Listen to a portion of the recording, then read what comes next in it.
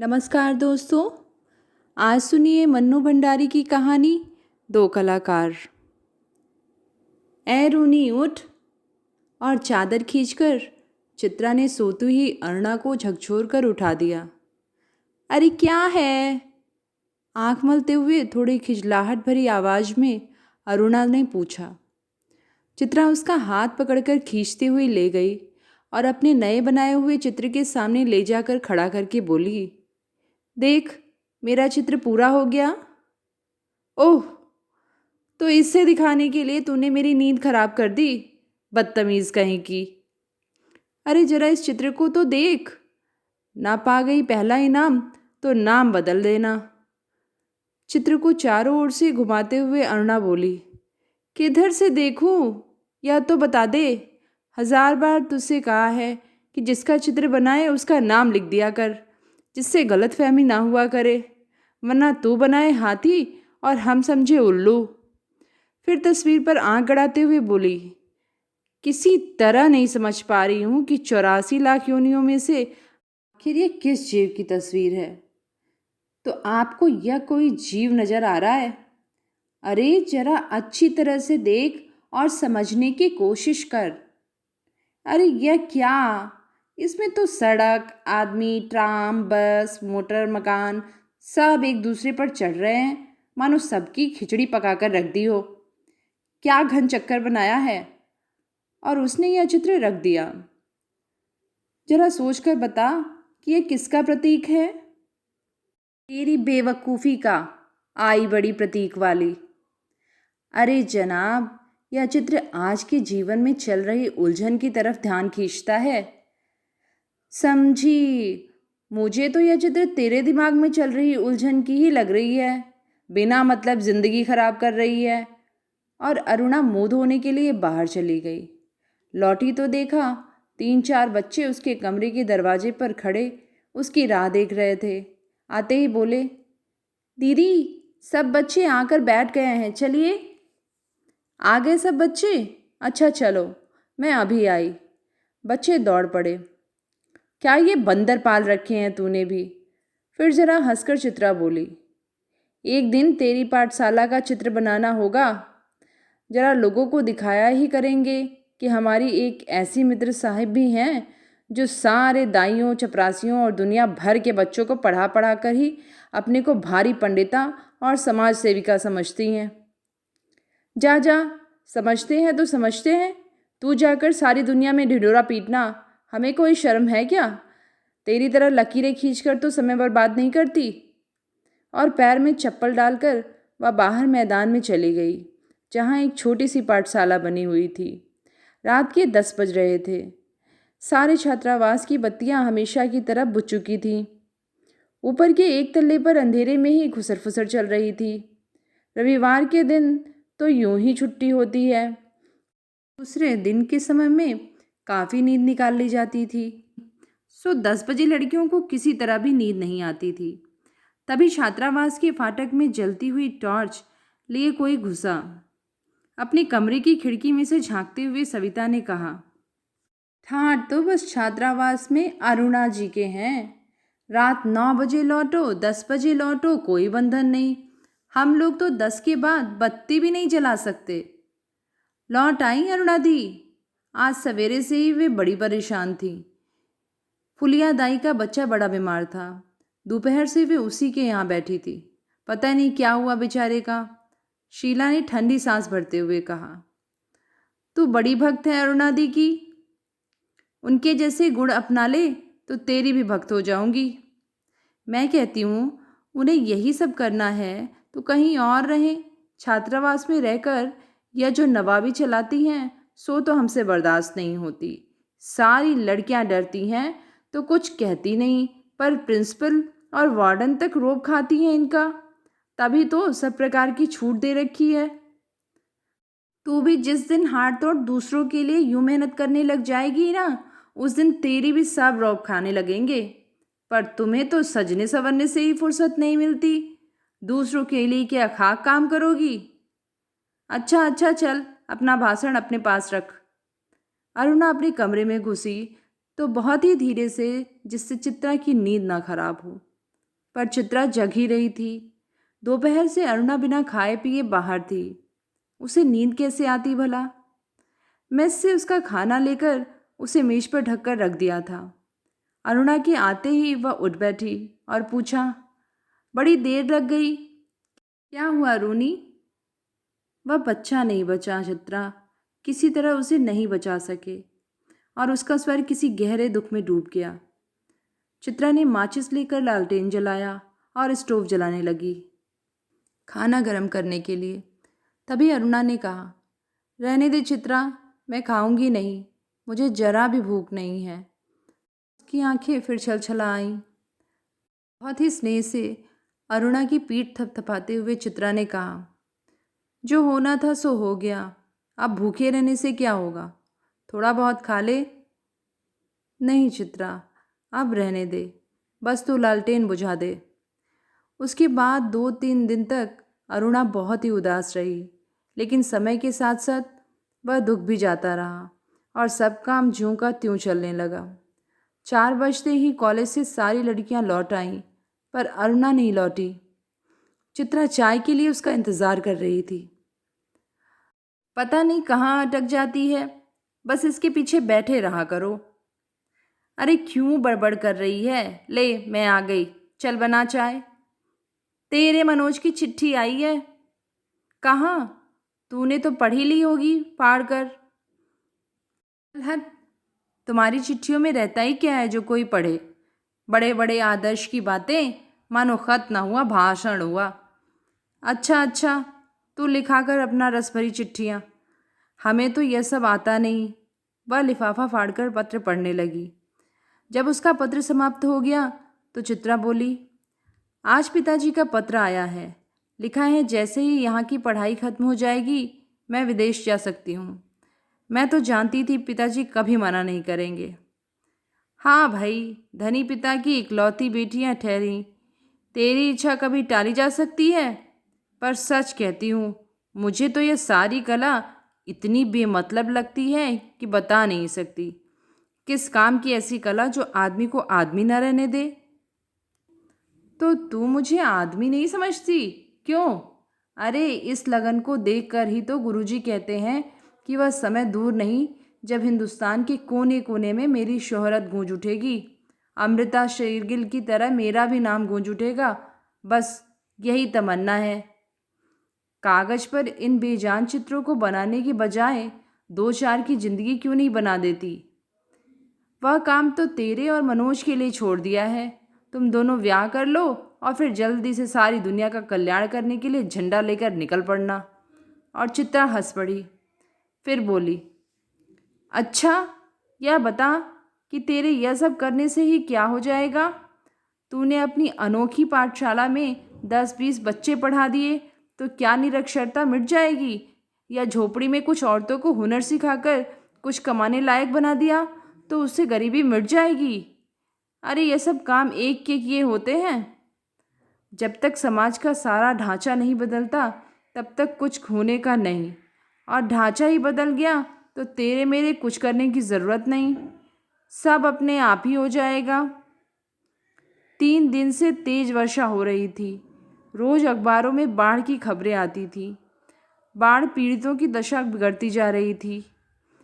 आज शाम को एक स्वयं सेवकों का दल जा रहा है। प्रिंसिपल से अनुमति ले ली, मैं भी उनके साथ जा रही हूँ। शाम को अरुणा चली गई। 15 दिन बाद वह लौटी तो उसकी हालत काफ़ी खस्ता हो चुकी थी। सूरत ऐसी निकल आई थी मानो 6 महीने से बीमार हो। शाम को चित्रा गुरुदेव के पास से लौटी तो अरुणा को देखकर बहुत खुश हुई। अच्छा हुआ तू लौट आई। मैं तो सोच ही रही थी कहीं तू बाढ़ पीड़ितों की सेवा करती ही रह जाए और मैं जाने से पहले तुझसे मिल भी ना पाऊँ। क्यों, तेरा जाने का तय हो गया? हाँ, अगले बुध को मैं घर जाऊंगी और बस 1 सप्ताह बाद हिंदुस्तान की सीमा के बाहर पहुंच जाऊंगी। उल्लास उसके स्वर में छलका पड़ रहा था। सच कह रही है तू चली जाएगी चित्रा? 6 साल से तेरे साथ रहते रहते यह बात मैं भूल ही गई थी कि कभी हमको अलग भी होना पड़ेगा। तू चली जाएगी तो मैं कैसे रहूँगी? अरे 2 महीने बाद शादी कर लेगी फिर याद भी न रहेगा कि कौन कमबख्त थी चित्रा। बड़ी लालसा थी तेरी शादी में आने की, पर अब तो आ न सकूंगी। अच्छी तरह शादी करना, दोनों मिलकर सारे समाज को और सारे संसार का कल्याण करना।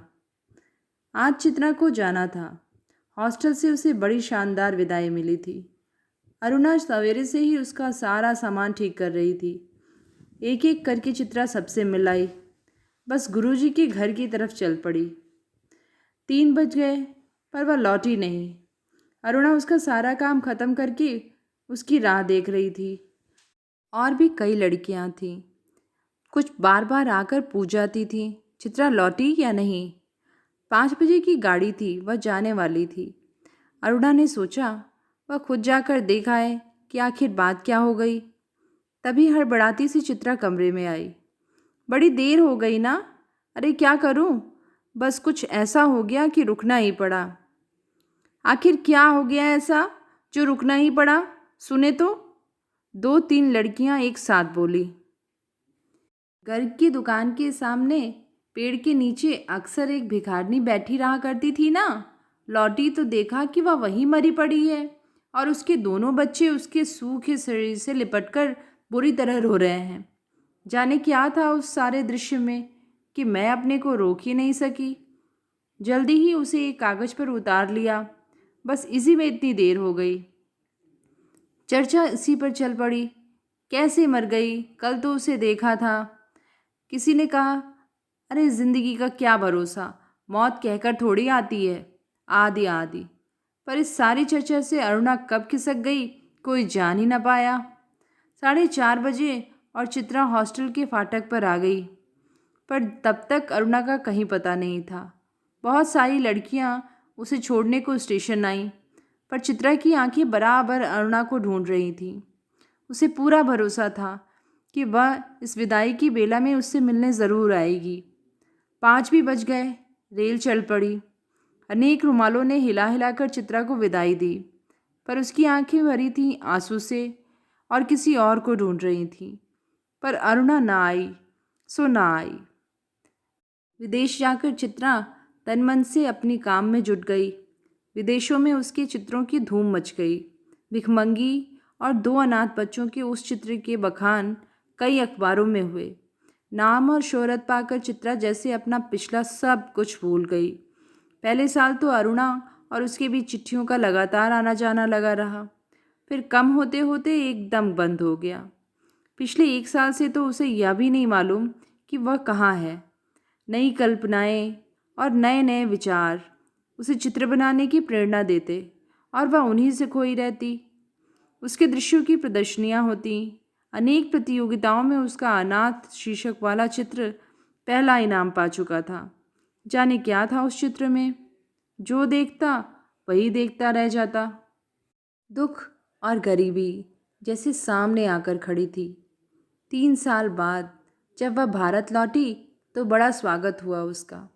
अखबारों में उसकी कला पर, उसके जीवन पर अनेक लेख छपे। पिता अपनी इकलौती बिटिया की इस कामयाबी पर बहुत खुश थे। समझ न पा रहे थे कि उसे कहाँ कहाँ उठाएं बिठाएं। दिल्ली में उसके चित्रों की शानदार प्रदर्शनी हुई। उस प्रदर्शनी को देखने के लिए जनता उमड़ पड़ी थी। भूरी भूरी प्रशंसा हो रही थी और चित्रा को लग रहा था जैसे उसके सपने सच हो गए। भीड़ भाड़ में अचानक उसकी भेंट अरुणा से हो गई। रूनी कहकर वह भीड़ को भूलकर अरुणा के गले से लिपट गई। तुझे कब से चित्र देखने का शौक हो गया रूनी? चित्रों को नहीं, चित्रा को देखने आई हूं। तू तो एकदम भूल गई। अरे ये बच्चे किसके हैं? 2 प्यारे से बच्चे अरुणा से सटे खड़े थे। लड़की की उम्र 10 की होगी तो लड़की की कोई 8। मेरे बच्चे हैं और किसके? ये तुम्हारी चित्रा मासी हैं, नमस्ते करो अपनी मासी को। अरुणा ने आदेश दिया। बच्चों ने बड़ी अदा से नमस्ते किया, पर चित्रा हैरान होकर कभी उनका और कभी अरुणा का मुख देख रही थी। वह सारी बात का कुछ तुक नहीं मिला पा रही थी। तभी अरुणा ने टोका, कैसी मासी है, प्यार तो कर। और चित्रा ने दोनों के सिर पर हाथ फेरा। प्यार का जरा सा सहारा पाकर लड़की चित्रा की गोदी में जा चढ़ी। अरुणा ने कहा, तुम्हारी ये मासी बहुत अच्छी तस्वीरें बनाती हैं। ये सारी तस्वीरें इन्हीं की बनाई हुई हैं। सच? आश्चर्य से बच्ची बोल पड़ी। तब तो मासी तुम ज़रूर चित्रकला में पहला नंबर लाती होगी। मैं भी पहला नंबर लाती हूँ। तुम हमारे घर आओगी तो अपनी कॉपी दिखाऊंगी। बच्चे के स्वर में मुकाबले की भावना थी। चित्रा और अरुणा इस बात पर हंस पड़ी। आप हमें ये सब तस्वीरें दिखाएंगी मासी, समझा समझा कर? बच्चे ने फरमाइश की। चित्रा समझाती तो क्या, यूं ही तस्वीरें दिखाने लगी। घूमते घूमते वे उसी भिखारनी वाले चित्र के सामने आ पहुंची। चित्रा ने कहा, यही वह तस्वीर है रूनी जिसने मुझे इतनी प्रसिद्धि दी। ये बच्चे रो क्यों रहे हैं मासी? तस्वीर को ध्यान से देखकर बालिका ने कहा, इनकी माँ मर गई है, देखती नहीं मरी पड़ी है, इतना भी नहीं समझती। बालक ने मौका पाते ही अपने बड़प्पन की छाप लगाई। ये सचमुच के बच्चे थे मासी? बालिका ने पूछा। अरे सचमुच के बच्चों को देखकर ही तो बनाई थी ये तस्वीर। हाय राम, इनकी माँ मर गई तो फिर इन बच्चों का क्या हुआ? बालक ने पूछा। मासी, हमें ऐसी तस्वीर नहीं, अच्छी अच्छी तस्वीरें दिखाइए, राजा रानी की, परियों की। उस तस्वीर को और देर देखना बच्ची के लिए भारी पड़ रहा था। तभी अरुणा के पति आ पहुँचे। परिचय हुआ। साधारण बातचीत के बाद अरुणा ने दोनों बच्चों को उसके हवाले करते हुए कहा, आप जरा बच्चों को प्रदर्शनी दिखाइए, मैं चित्रा को लेकर घर चलती हूँ। बच्चे इच्छा न रहते हुए भी पिता के साथ विदा हुए। चित्रा को दोनों बच्चे बड़े ही प्यारे लगे। वह उन्हें एकटक देखती रही। फिर पूछा, सच सच बता रूनी, ये प्यारे प्यारे बच्चे किसके हैं? कहा तो मेरे, अरुणा ने हंसते हुए कहा। अरे बताओ ना, मुझे ही बेवकूफ़ बनाने चली हो? एक पल रुककर अरुणा ने कहा, बता दूं? और फिर उस भिखारनी वाले चित्र के दोनों बच्चों पर अंगुली रखकर बोली, ये ही वे दोनों बच्चे हैं। क्या? हैरानी से चित्रा की आंखें फैली की फैली रह गईं। क्या सोच रही है चित्रा? कुछ नहीं, मैं सोच रही थी कि, पर शब्द शायद उसके विचारों में ही खो गए। तो ये थी कहानी दो कलाकार। कहानी आपको कैसी लगी कमेंट करके ज़रूर बताइएगा। फिर मिलेंगे एक नई कहानी के साथ। धन्यवाद।